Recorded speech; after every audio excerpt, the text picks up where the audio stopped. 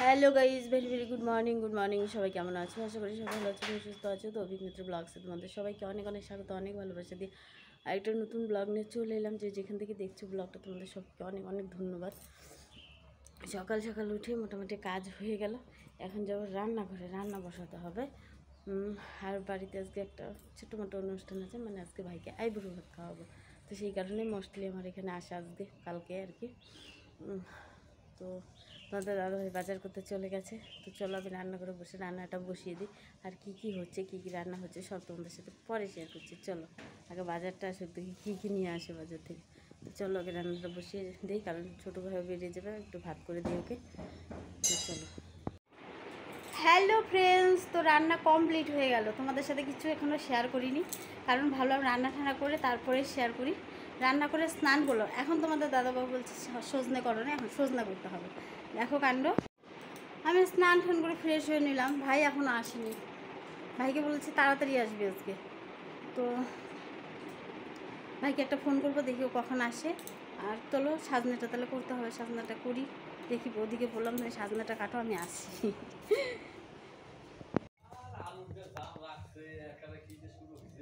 তো কি কি রান্না হলো চলো তোমাদের সাথে একটু শেয়ার করে বাবা ওদের সবাইকে, দাদাদের সবাইকে খেতে দিয়ে দিই।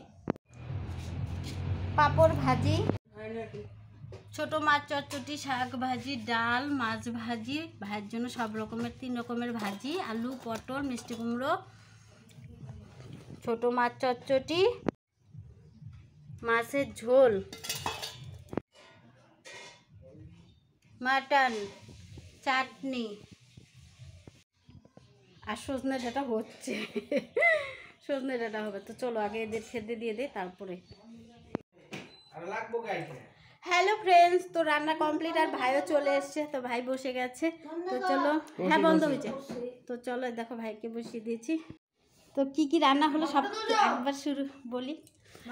সাদা ভাত, কাঁচা পেঁয়াজ, কাঁচা লঙ্কা, স্যালাড, পটল ভাজি, আলু ভাজি, মিষ্টি কুমড়ো ভাজি, পাট শাক, ছোটো মাছ ভাজি, বড় মাছ ভাজি, বাটা মাছ, মাছের মাথা, মাটন, মাছের ঝোল, ডাল, পাঁপড়, ছোটো মাছ চটচটি, সজনে ডাঁটা চটচটি, 5 রকমের মিষ্টি, দই, চাটনি, জল, চিপস। আর ভাই যেহেতু প্যারা পছন্দ করে সেই কারণে প্যারা।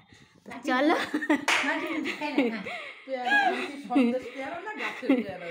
তো চলো মা করে নে, আমরা তো চলো মা একটু আশীর্বাদ করে নে, আমরা যেহেতু আশীর্বাদ করতে পারবো না।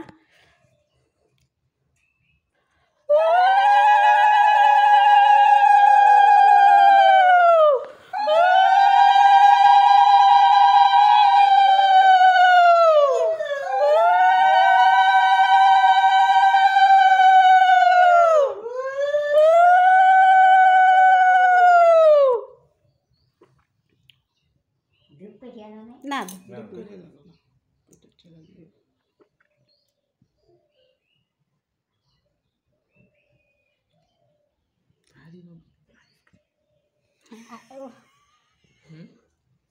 হ্যাঁ ঠিক, ওইটাই মিস গেল। আগে মনে করতো, আমার মাথায় আসেনি এটা।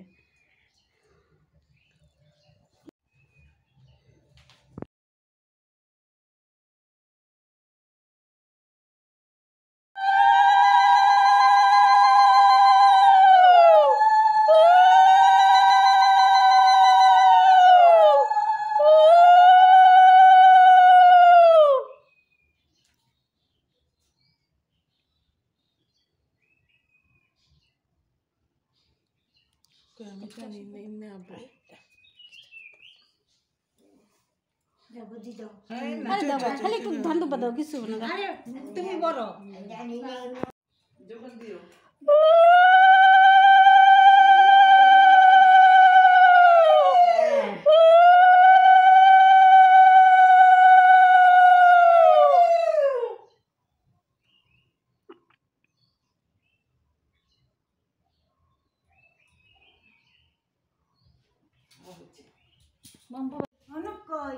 না থাক। তো চলো আশীর্বাদ পর্ব শেষ হলো, এখন ভাই আমি খাওয়া দাওয়া শুরু করে দেখ। তো চলো মা একটু আশীর্বাদ করে নে, আমরা আশীর্বাদ করে নে, আমরা যেহেতু আশীর্বাদ করতে পারবো না।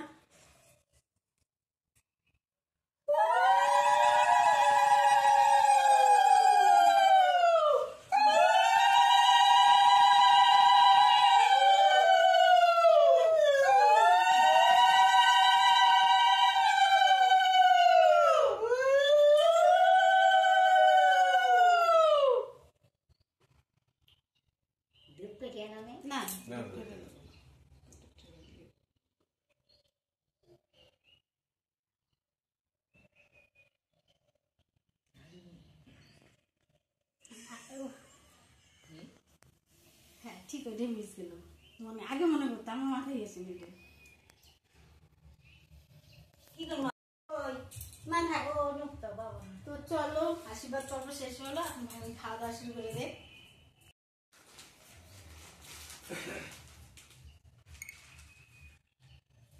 তারা ফটো উঠাই একটা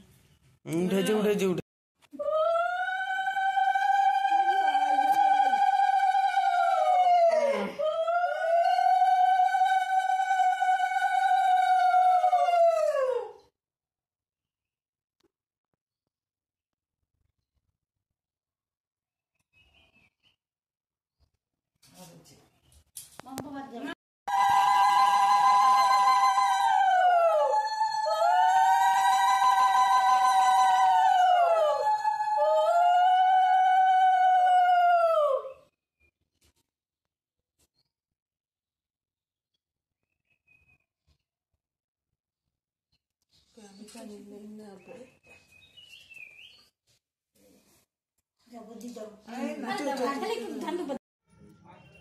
তো রেডি হয়ে গেলাম, এখন একটু যাচ্ছি মার্কেটে, রাত্রি করে সময় নেই, কি করবো বলো। তো চলো, ভাই গাড়ি নিয়ে দাঁড়িয়ে আছে।